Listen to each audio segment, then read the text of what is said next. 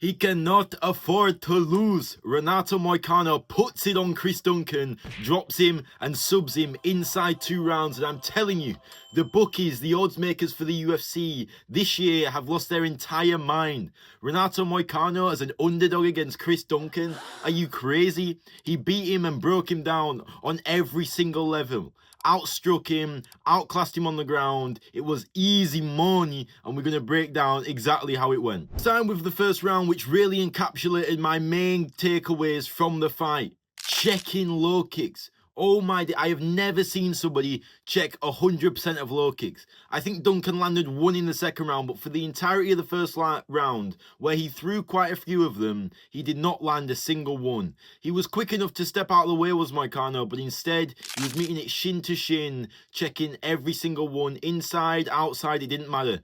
Duncan was just too slow with the kicks. He was too slow with everything, and Moicano capitalized, tore up that leg by checking kicks. Number 2, that jab was money. Oh my days, it was quick, it was stiff, and it was straight as an arrow, and it was landing like a bullet on Chris Duncan. You saw Chris Duncan's face after the fight. I know he got dropped with a left hook in the second round, but the damage was done by the jab, popping him, pinging his head back over and over again. Moicano's offensive striking was elite today. The jab was fire, it was an absolute piston, and it tore up Chris Duncan's face, which I'm sure had an effect on the rest of the fight. One thing to take away from this fight, though, is the takedown attempts. Renato Moicano was not going to score a takedown this fight. Now, Chris Duncan's wrestling and grappling in general is very good, so that's not very surprising. But he did shoot quite a lot in the first round, which I was quite shocked by.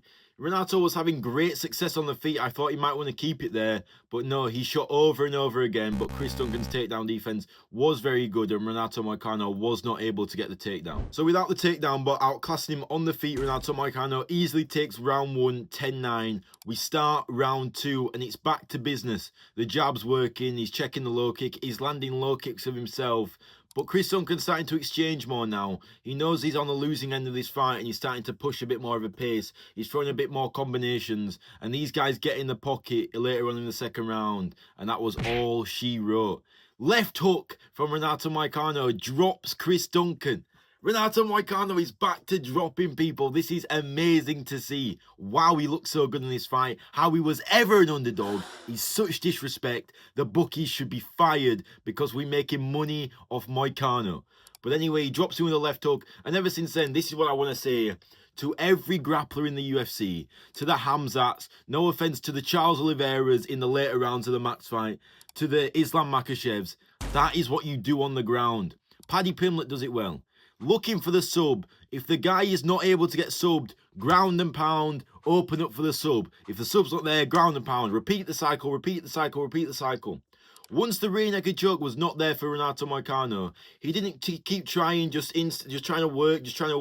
No, he landed good shots. And when the good shots opened up the guard, then he looked for it again. And he just kept repeating the cycle. He must have tried for the rear naked choke about 5 or 10 times. And then eventually, by keeping on the cycle, keep ground and pound, keep trying, he found it, got completely on his back, latched up the rear naked choke, and by that point, Chris Duncan was done. Taps pretty quickly, that is all she wrote. Renato Moicano was on fire today. Is hindsight a beautiful thing? Yes. Was Chris Duncan on some momentum coming into this fight? He absolutely was. Renato Moicano was on a 2-fight losing streak, but genuinely, I know we've just seen the fight, it's probably tampered my opinion of it, but Renato Moicano was an underdog against Chris Duncan.